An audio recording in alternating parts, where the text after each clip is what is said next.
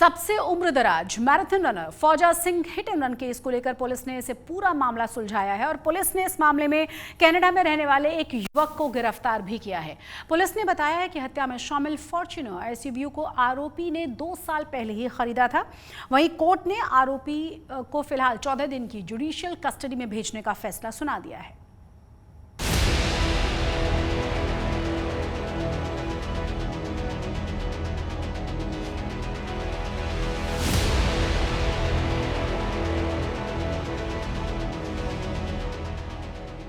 दुनिया भर में टर्बन टॉर्नेडो के नाम से मशहूर सरदार फौजा Singh hit and run case में पंजाब पुलिस को बड़ी कामयाबी हाथ लगी है।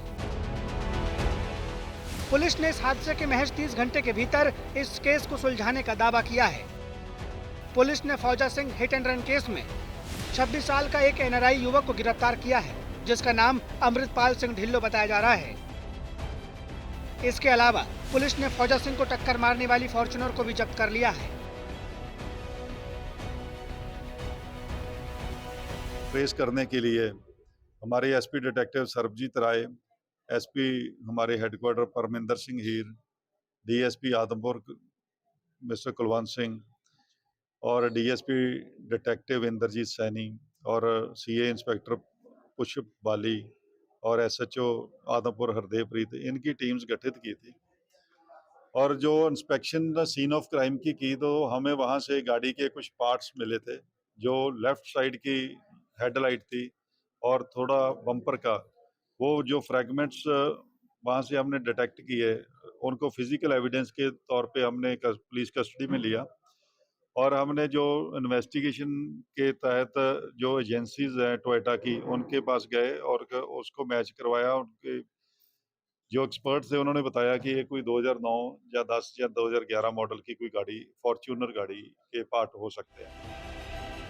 पुलिस के मुताबिक आरोपी अमृतपाल को जालंधर के दासूपुर गांव से गिरफ्तार किया गया है और उसने 2 साल पहले ही कपूरथला के रविंद्र सिंह नाम के शख्स से फॉर्च्यूनर गाड़ी खरीदी थी। इसके अलावा अमृतपाल मूल रूप से कनाडा में रहता है और 10 दिन पहले ही जालंधर आया हुआ था, जबकि उसकी बहन और मां कनाडा में रहती है।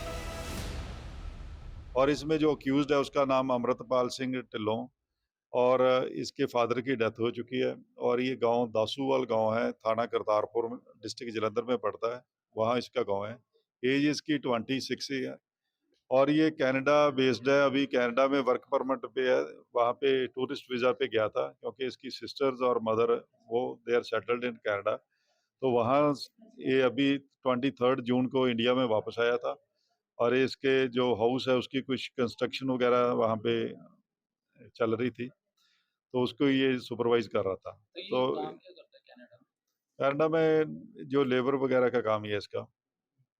तो इस तरीके से हमने इस केस को चैलेंज लेते हुए इसको we took up this case as a challenge. तो विद इन 30 आवर्स इसको केस को हमने डिटेक्ट किया।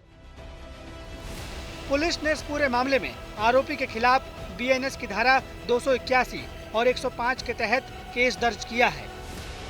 114 साल के फौजा सिंह दुनिया के सबसे उम्रदराज मैराथन रनर थे और सोमवार को पंजाब में जालंधर पठानकोट नेशनल हाईवे पर एक सफेद टोयोटा फॉर्च्यूनर ने उन्हें टक्कर मार दी थी, जिससे उनकी मौके पर ही मौत हो गई।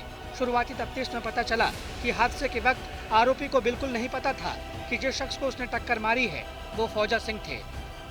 उसे बाद में जब टीवी पर खबर देखी तो उसे हादसे की गंभीरता के बारे में पता चला। चूँकि आरोपी हादसे के बाद वहां से फरार हो गया था, इसीलिए बीएनएस की गैर इरादतन हत्या की धारा 105 को भी इस केस में जोड़ा गया है। जो अक्यूज्ड है इसका प्राइमरी और मॉरल एंड लीगल इसकी ड्यूटी थी कि वो वहाँ पे रुकता और जो इंजर्ड था उसको हॉस्पिटलाइज करता, फर्स्ट एड प्रोवाइड करता और हॉस्पिटल में लेके जाता, लेकिन इसने ऐसा नहीं किया। इसलिए हमने जो 105 बीएनएस जो culpable homicide not amounting to murder है, उस सेक्शन के तहत हमने एफआईआर रजिस्टर की and 281 BNS rash and negligent driving के तहत। और इसको हमने यस्टरडे इसको अरेस्ट कर लिया और जो गाड़ी ऑफेंडर व्हीकल था उसको भी हमने रिकवर कर लिया।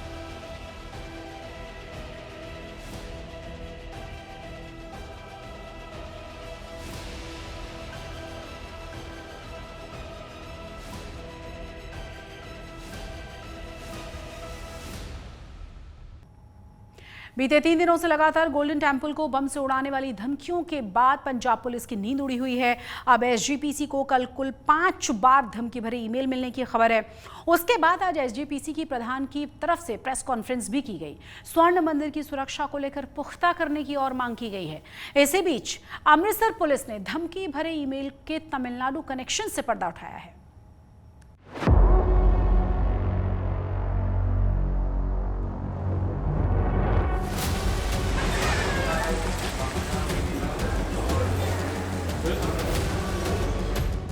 अमृतसर में स्थित सिख आस्था का सबसे बड़ा केंद्र और पवित्र तीर्थ स्थल कहे जाने वाले श्री हरमंदिर साहिब को दहलाने वाली साजिश के खुलासे से हड़कंप मच गया है।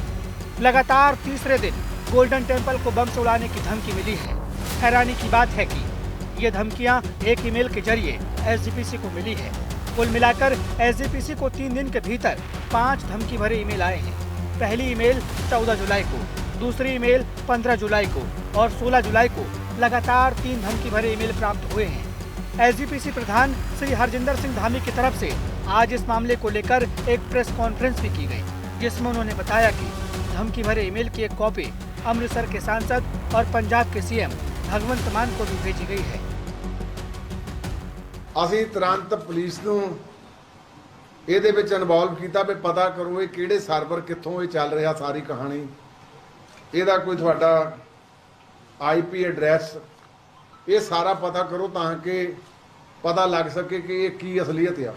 ਇਹ ਜਿਹੜੀ ਪਹਿਲਾਂ ਹੀ ਆਈ ਆ ਇਹ ਫਰੋਮ ਕਾਮਰੇਡ ਪਨਿਆਰੀ ਵਿਜयान ਜਿਹੜੇ ਸੀਐਮ ਦੇ ਕੇਰਲਾ ਦੇ ਸੀਐਮ ਆ, ਉਹਨਾਂ ਦੀ ਉਹ ਜਾਲੀ ਵਰਤੀ ਆ, ਉਹਦੇ ਉੱਤੋਂ ਇਹ ਈਮੇਲ ਆਈ ਆ।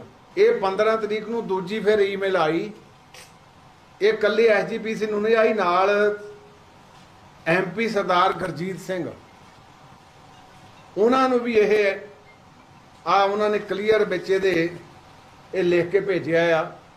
ਨਾਲ ਗੁਰਜੀਤ ਸਿੰਘ ਦੇ ਨਾਲ ਐਸਜੀਪੀਸੀ ਐਮਪੀ ਆ ਇੱਥੋਂ ਦੇ ਮੌਜੂਦਾ, ਸਾਨੂੰ ਵੀ ਆਈ ਆ ਤੇ ਸੀਐਮ ਪੰਜਾਬ ਨੂੰ ਵੀ ਭੇਜੀ ਆ ਉਹਨਾਂ ਨੇ। ਔਰ ਉਹਨਾਂ ਦਾ CM at the date of Punjab government.in.info ਜਿਹੜਾ ਉਹਨਾਂ ਦਾ ਆਪਣਾ ਅਫੀਸ਼ੀਅਲ ਐਡਰੈਸ ਆ ਸਰਕਾਰ ਦਾ, ਉਹਦੇ ਉੱਤੇ ਇਹ ਭੇਜੀ ਗਈ ਆ। एसजीपीसी को जो धमकी भरे ईमेल मिले हैं उनमें दावा किया गया है कि पाइपों में आरडीएक्स भरकर मंदिर के अंदर धमाके किए जाएंगे, जिसके बाद अमृतसर पुलिस ने इस मामले में एफआईआर दर्ज करते हुए श्री हरमंदिर साहिब के परिसर और आसपास के सरायों की सुरक्षा को बढ़ा दिया है। डॉग और बम स्क्वाड की टीमें चप्पे चप्पे को खंगाल रही है और संदिग्ध चीज की गहनता से जांच की जा रही है। ਐਸਜੀਪੀਸੀ ਨੂੰ ਉਹਨਾਂ ਦੀ ਮੇਲ ਦੇ ਉੱਤੇ ਥ੍ਰੈਟ ਆਈਆਂ ਸੀ, ਅਸੀਂ ਕੇਸ ਫਸਟ ਡੇ ਰਜਿਸਟਰ ਕਰ ਲਿਆ ਸੀਗਾ। ਸਬਸੀਕੁਐਂਟ ਮੇਲਸ ਵੀ ਆਈਆਂ, ਉਹਦੇ ਤੇ ਅਸੀਂ ਅਲੱਗ ਕੇਸ ਵੀ ਰਜਿਸਟਰ ਕਰ ਰਹੇ ਹਾਂ। ਉਹਦੇ ਤੇ ਇਨਵੈਸਟੀਗੇਸ਼ਨ ਕਾਫੀ ਅਸੀਂ ਉਹਦੇ 'ਚ ਪ੍ਰੋਗਰੈਸ ਕਰ ਲਈ ਹੋਈ ਹੈ ਔਰ ਐਸਜੀਪੀਸੀ ਅਥਾਰਟੀਜ਼ ਨਾਲ ਅਸੀਂ ਲਗਾਤਾਰ ਰਾਬਤੇ 'ਚ ਹਾਂ ਔਰ ਇਕੱਠੇ ਹੋ ਕੇ ਮਰਿਆਦਾ ਨੂੰ ਮੁੱਖ ਰੱਖਦੇ ਹੋਏ ਸਾਰਾ ਓਵਰਆਲ ਸਿਕਿਉਰਿਟੀ ਜਿਹੜੀ ਰਿਵਿਊ ਵੀ ਕੀਤੀ ਗਈ ਹੈ ਔਰ ਇਨ ਪਲੇਸ ਵੀ ਹੈਗੀ ਹੈ। ਐਂਟੀ ਸਾਬੋਟੇਜ ਇਸ ਏਰੀਆ ਦੀ ਚੱਲ ਰਹੀ ਹੈ ਤੇ ਸਾਡੀ ਟੀਮ ਜਿਹੜੀ ਪੰਜਾਬ ਪੁਲਿਸ ਦੀ ਹੈ ਬੰਬ ਡਿਸਪੋਜ਼ਲ ਦੀ, ਉਹ ਵੀ ਪਹੁੰਚ ਚੁੱਕੀ ਹੈ ਜਲੰਧਰ ਤੋਂ। ਉਸ ਤੋਂ ਪਹਿਲਾਂ ਅਸੀਂ ਕਿਉਂਕਿ ਸਾਨੂੰ ਲੱਗਿਆ ਕਿ ਕੋਈ ਆਪਾਂ ਚਾਂਸ ਨਾ ਲਈਏ, ਮੈਂ ਤੇ ਡੀਸੀ ਅੰਮ੍ਰਿਤਸਰ ਨੇ ਬੀਐਸਐਫ ਅਥਾਰਟੀਜ਼ ਨੂੰ ਰਿਕੁਐਸਟ ਕਰਕੇ ਉਹਨਾਂ ਦੀ ਟੀਮ 2 ਘੰਟੇ ਵਾਸਤੇ ਅਸੀਂ ਪਹਿਲਾਂ ਮੰਗਵਾ ਲਈ ਸੀਗੀ ਤੇ ਉਸ ਤੋਂ ਬਾਅਦ ਜਿਹੜੀ ਬੇਸਿਕ ਡਿਪਲੋਇਮੈਂਟ ਹੈ ਉੱਥੇ ਉਹ ਐਜ਼ ਇਟ ਇਜ਼ ਕੰਟੀਨਿਊ ਕਰ ਰਹੇ ਆ। ਸਾਡੇ ਸੀਨੀਅਰ ਅਫਸਰ ਡੀਸੀਪੀ ਲੈਵਲ ਦੇ ਉਹਨੂੰ ਮੋਨੀਟਰ ਕਰ ਰਹੇ ਨੇ ਉੱਥੇ। शुरुआती जांच में इस पूरे मामले के 3 तार तमिलनाडु से जुड़ते हुए दिखाई दे रहे हैं।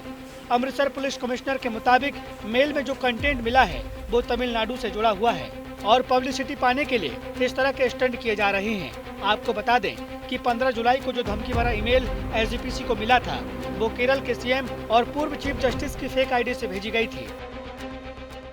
बट ਇਹਦੇ 'ਚ ਮੇਨ ਗੱਲ ਇੱਕ ਦੇਖਣ ਵਾਲੀ ਜਿਹੜੀ ਹੈ ਕਿ ਜਿਹੜਾ ਕੰਟੈਂਟ ਹੈ ਉਹ ਜ਼ਿਆਦਾਤਰ ਤਮਿਲਨਾਡੂ ਸਟੇਟ ਨਾਲ ਰਿਲੇਟਡ ਹੈਗਾ ਔਰ ਲੱਗਦਾ ਕਿ ਕਿਸੇ ਮਿਸਚੀਵਸ ਬੰਦੇ ਨੇ ਇਹਨੂੰ ਇਸ ਤਰੀਕੇ ਨਾਲ ਜੋੜਿਆ ਸੋ ਦੈਟ ਇਹ ਬਹੁਤ ਜ਼ਿਆਦਾ ਫੋਕਸ 'ਚ ਆ ਜਾਏ। ਬਟ ਅਸੀਂ ਉਹਨੂੰ ਬਿਲਕੁਲ ਸੀਰੀਅਸਲੀ ਲੈ ਰਹੇ ਹਾਂ।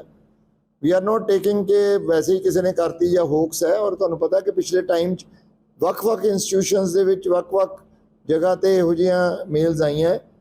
ਅਸੀਂ ਤਮਿਲਨਾਡੂ ਦੇ ਵਿੱਚ ਵੀ ਕਾਊਂਟਰ ਪਾਰਟਸ ਨਾਲ, ਪੁਲਿਸ ਕਾਊਂਟਰ ਪਾਰਟਸ ਨਾਲ ਇਨ ਟੱਚ ਆ।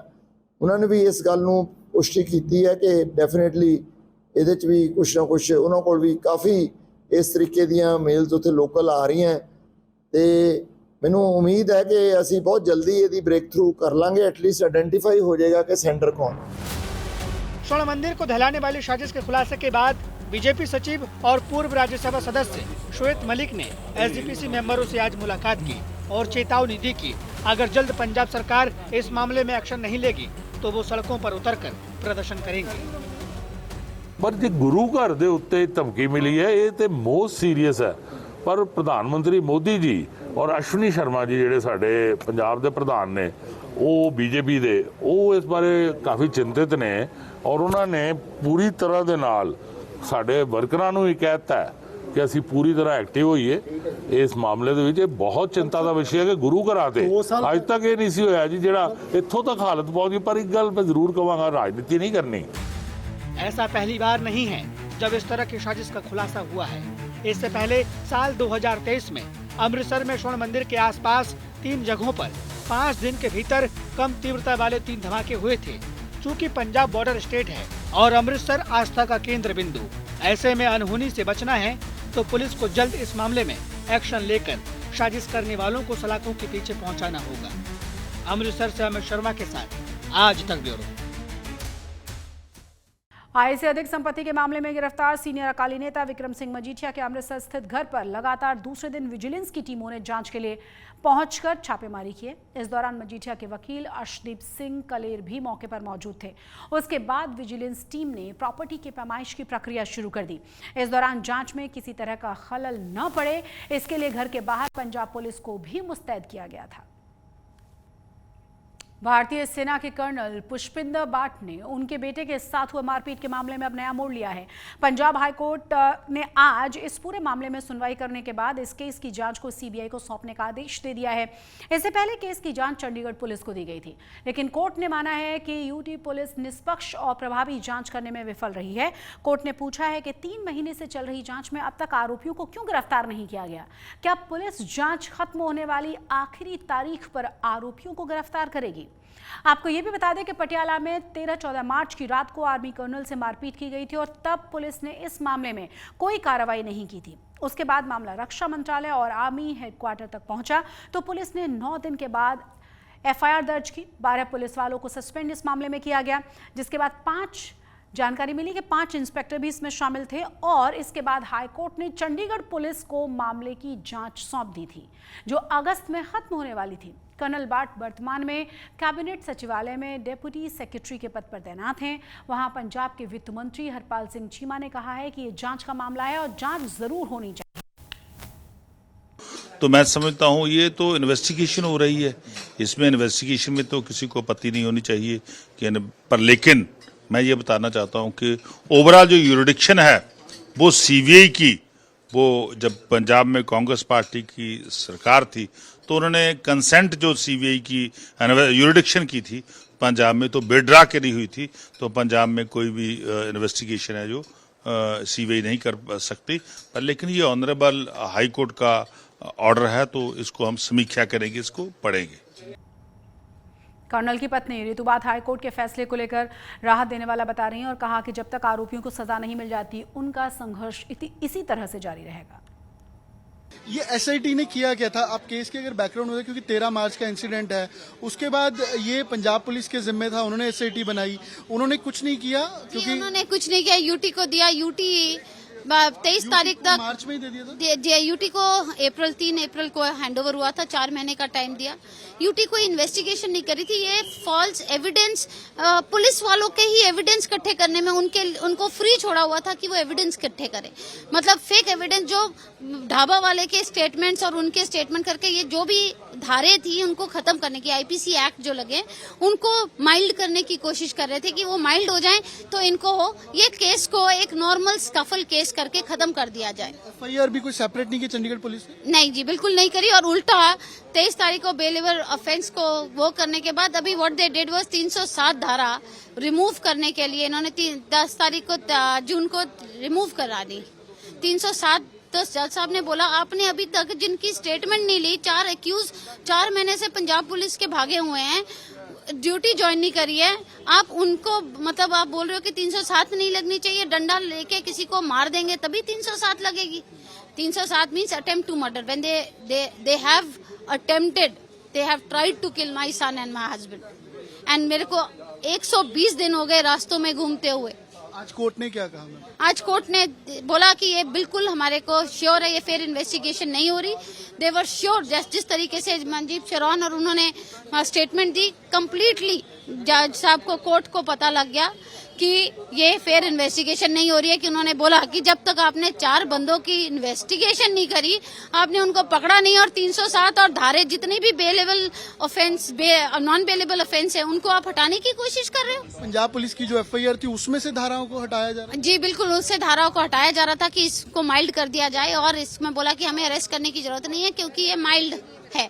तो ये देखिए, पंजाब ने जब केस ट्रांसफर हो रहा था यूटी को, पंजाब पीछे पड़ा हुआ था कि यूटी को कर दो, सीबीआई को ना करो, क्योंकि they knew that they can manage Punjab, can manage UT, and they have managed it. आज जब उन्होंने सीबीआई को केस दिया तो क्या बोला? कोर्ट की ऑब्जर्वेशन क्या था? कोर्ट की ऑब्जर्वेशन थी कि UT is not doing a fair investigation. They said कि आप 307 धारा, you are no one to remove the धारा. It is in the court when it comes. आप खाली एक बना के पूरा अपनी चार्जशीट बना के दे सकते हो, but you are no one to decide कि 307 लगे हुए बंदों को आप अरेस्ट नहीं कर रहे हो। और एक बंदे ने एंटीसिपेटरी बेल लगाई कि वो उसको मिल जाएगी तो बाकी सारे लगाएंगे, और वो ये गलत बात है। भोपा राय ने डिस्ट्रिक्ट कोर्ट में बेल लगाई थी, और जब इधर से बेल नहीं मिली तो उसने बेल एप्लीकेशन विड्रॉ कर ली थी। टाइम बाउंड, क्योंकि 45 दिन का, 1 महीने का, 2-3 महीने का टाइम था, बट आप देखिए 3.5 महीने हो गए, इन्होंने अभी तक मेरी और मेरे ब्रदर इन लॉ की स्टेटमेंट नहीं ली, जो मेन विटनेस है। और बाबा ढाबा की वीडियो एविडेंस गायब कर दी गई, उनके ऊपर कोई केस नहीं डाला, and this is not here. Punjab police, Punjab government is trying to save this 4 SHOs because they are more to come up. जी, there was a encounter, fake encounter जो 2-3 हुए हैं, उनमें यही 4 पुलिस इंस्पेक्टर्स इन्वॉल्व है। फेक एनकाउंटर भी किया, fake encounter किया, उसी वजह से ये सीबीआई नहीं देना चाहते थे, और इसमें बहुत सारे सीनियर ऑफिसर्स का भी रोल निकलेगा। 1 महीने पहले पता लग गया था कि यूटी कुछ नहीं कर रही, क्योंकि 4 महीने से आप डिमांड कर रहे थे सीबीआई जांच की। जी, मैं तो यूटी के ऊपर भी भरोसा करके बैठी थी। हम तो कभी पंजाब पुलिस पे भी भरोसा कर रहे थे। हर जगह से ये पुलिस वाले कहते ना, खाकियों ने मतलब देश को तो बदनाम कराई, मतलब अपनी यूनिफॉर्म की इज्जत रखनी जरूरी थी यूटी को। हम भी यूनिफॉर्म वाले हैं, हम अपनी यूनिफॉर्म, मेरे हस्बैंड की यूनिफॉर्म इज्जत के लिए मैं लड़ रही हूँ, और ये इसी इज्जत यूनिफॉर्म को पहन के they did not respect the uniform. This is Ritu Bath. Now the case has been transferred to CBI. Hope the family is hoping for the justice now. With video journalist Aman Gupta, this is Aman Bhardwaj for India Today, Chandigarh. Colonel वार्ड के करीबी रिश्तेदार और BJP नेता गुरतेज ढिल्लों ने आज तक से खास बातचीत में बताया कि कैसे आरोपी पुलिस वालों को जांच से बचाया जा रहा है। देखिए आज तक संवाददाता अमन भारद्वाज की यह खास रिपोर्ट। कर्नल बाथ के जो रिलेटिव हैं इस फैमिली से हैं और इस केस की अगुवाई कर रहे थे गुरतेज ढिल्लों जी हैं। सर, आज क्या ऑब्जर्वेशन थी कोर्ट की, क्या टिप्पणी की गई? देखो, जो कोर्ट की टिप्पणी थी, बड़ी सख्त टिप्पणी की है कोर्ट ने। जज साहब ने बोला है कि आपने जो अभी तक जो आपको इन्वेस्टिगेशन दी गई थी, 4 महीने का समय दिया था आपको, और आपने अभी 3.5 पौने 4 महीने हो गए हैं, अभी तक आपने किसी को अरेस्ट भी नहीं किया। और उधर जो एसपी शरौन था वो कहते हैं कि हमने सर धारा 307 तोड़ दी है, इसलिए अरेस्ट करने की जरूरत नहीं है। तो कहते बाकी जो धारा लगी हुई हैं और वो भी तो नॉन अवेलेबल है, आपने उस पर क्यों नहीं अरेस्ट किया? आपकी मेलाफाइड इंटेंशन इसमें प्रूव होती है। जज साहब 307 हटाने की वजह बताई उन्होंने। 307 उन्होंने अपने आप ही तोड़ दी। तो जज साहब ने भी उनको पूछा कि आप तो पहले ही मन बना के आए हुए अपना कि उनको आप रिलीफ देना चाहते हो। कहते ये परिवार पहले पंजाब पुलिस से दुखी होकर हाईकोर्ट आया था कि किसी इंडिपेंडेंट एजेंसी को दो, तो हाईकोर्ट ने आपको यूटी को दिया कि आप एफआईआर हाईकोर्ट के बोलने पर। एफआईआर तो गवर्नर साहब के कहने से हुई थी, 22 तारीख को गवर्नर साहब को मिले थे, तब उसके बाद एफआईआर हुई थी। लेकिन जज साहब ने उनको बोला कि आप पहले ही मन बना के आए हुए हो कि इनको विक्टिम्स को आपने रिलीफ नहीं देना और जो अक्यूज्ड है उनको आप बचाना चाहते हो। और उन्होंने ये भी कहा कि आपसे तो हमें उम्मीद थी कि आप यूटी पुलिस के आईपीएस ऑफिसर को दी है इन्वेस्टिगेशन, वो जस्टिस करेंगे, आपने भी किसी तरह का जस्टिस नहीं दिया। और मैं एक चीज़ और कहना चाहता हूँ कि ऊपर भगवान है, नीचे जुडिशरी है। जैसे हाई कोर्ट के जजेस हैं, जैसे अनूप चिटकारा जी हैं, उन्होंने भी बहुत इंसाफ देने की कोशिश की, लेकिन उन्होंने केस ट्रांसफ़र करवा लिया था बेल एप्लीकेशन डाल के रोनी सिंह का। और अपने जस्टिस मोदगिल साहब, उन्होंने भी बहुत किया, और अपने देश भारद्वाज जी ने तो आज सीबीआई को दे ही दी इंक्वायरी। तो ऐसे जजेस होने चाहिए जो लोगों के साथ इंसाफ कर सके। कितने एक्यूज हैं जी? 4 पुलिस इंस्पेक्टर ही हैं या उसके अलावा भी? इसमें टोटल 12 लोग हैं जिनके ऊपर एफआईआर हुई है, और पटियाला के इसमें से 4 इंस्पेक्टर हैं, बाकी उनके सहायक हैं, कोई एएसआई है, कोई कांस्टेबल है। टोटल 12 लोगों के ऊपर एफआईआर हुई है, और अभी तक किसी को अरेस्ट भी नहीं किया इन्होंने। 4 महीने से फरार ही हैं। 4 महीने से फरार है, किसी को अरेस्ट करने के लिए कोई इन्होंने एफर्ट भी नहीं किया अभी तक। मतलब इतना बुरा हाल है, आप सोच सकते हैं कि पंजाब में लॉ एंड ऑर्डर की क्या स्थिति होगी। इधर तो जंगल राज चल रहा है पूरा। थोड़ी बहुत उम्मीद मेरे को यूटी पुलिस के ऊपर थी, लेकिन यूटी पुलिस भी पंजाब पुलिस जैसी निकलेगी, ये मेरे को उम्मीद नहीं थी इस चीज़ की। गुरतेज ढिल्लों हैं, इस केस की पैरवी कर रहे थे, और पंजाब हरियाणा हाईकोर्ट की ओर से आज ये केस सीबीआई को दे दिया गया। और पूरी कार्रवाई किस तरीके की कैसी थी, क्योंकि पंजाब पुलिस की ओर से ये पूरे जो 12 जन थे, उसमें 4 इंस्पेक्टर थे, उनकी ओर से ये घटनाक्रम को अंजाम दिया गया। उसके बाद एसआईटी बनाई गई, एसआईटी फिर चंडीगढ़ पुलिस की बनाई गई, लेकिन 4 महीने बाद भी इस केस में कुछ नहीं निकला, जिसके कारण अब ये केस सीबीआई को दे दिया गया है। और परिवार के लोग बातचीत कर रहे थे इस मामले में। कैमरा पर्सन अमन गुप्ता साथ अमन भारद्वाज, चंडीगढ़, आज तक। पंजाब के लिए कपास सिर्फ एक फसल नहीं थी, बल्कि उसकी सांस्कृतिक और आर्थिक पहचान भी थी। आज वही पहचान संकट में है, क्योंकि किसानों का भरोसा छूट रहा है, खेत खाली हो रहे हैं और आत्महत्याओं के मामलों में इजाफा हुआ है। ऐसे में सवाल उठता है कि क्यों और किस वजह से पंजाब कपास की खेती में अपनी पहचान खोता जा रहा है।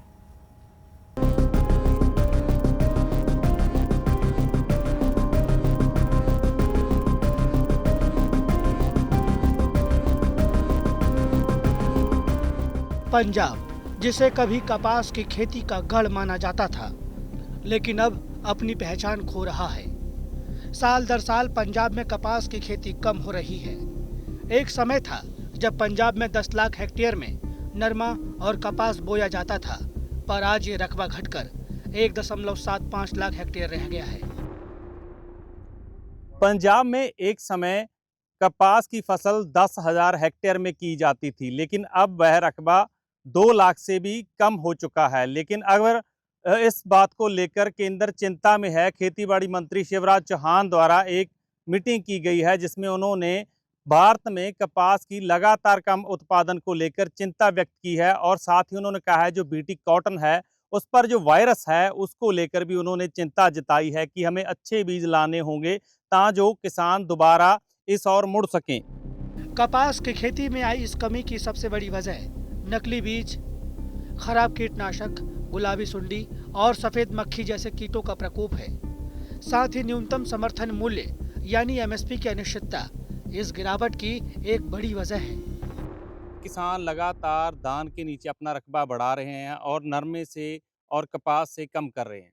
जो नरमे की फसल है वो 5 साल से नहीं हुई है, उसमें जो गुलाबी सुंडी है वो बहुत ज़्यादा अटैक करती है, इसीलिए जो किसान है वो धान के फसल करने जा रहा है। जो हमारे इलाके का पानी है वो धान के लिए अच्छा नहीं है, वो रकबा तो घटता जा रहा है। कॉटन का नरमा तो रकबा घट गया, और जो झोने वाला नरम रकबा है वो बढ़ता जा रहा है। वो नरमे वाला रकबा कट के जो झोने में चला गया, उसमें झोना भी नहीं होता है। अगली फसल जो कणक होती है हमारी, वो भी नहीं अच्छी तरह होती है, क्यों जो थल्ले वाला पानी है वो अच्छा नहीं है।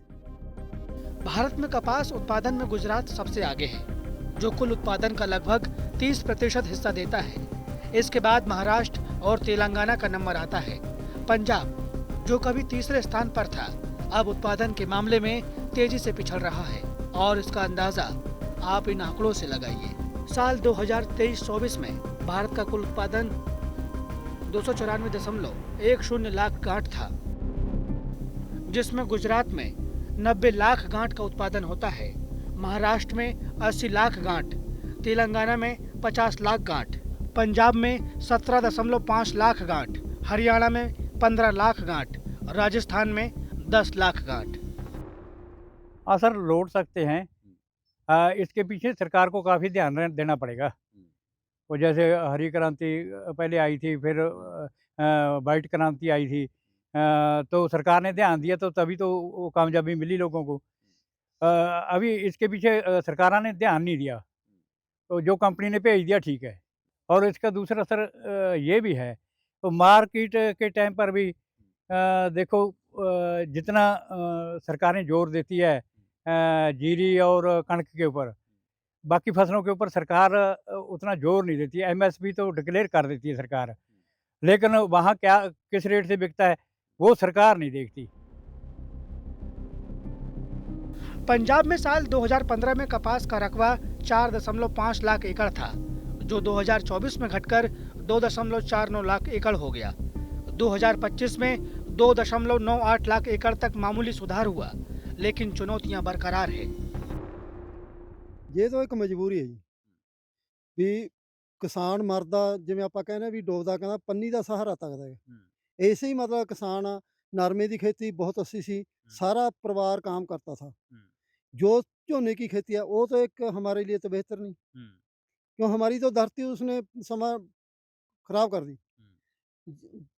धान से आगे जो असी कणक गेहूँ बीजते हैं वो भी मतलब हमारी पूरी नहीं होती, धरती का नुकसान हो रहा है। पंजाब के फाजिल्का, भटिंडा, मानसा और मुक्तसर जिले में कपास का सबसे ज्यादा उत्पादन होता है, पर ड्रोन से ली गई ये तस्वीरें बता रही है कि कपास की खेती किस तरह सिकुड़ती जा रही है।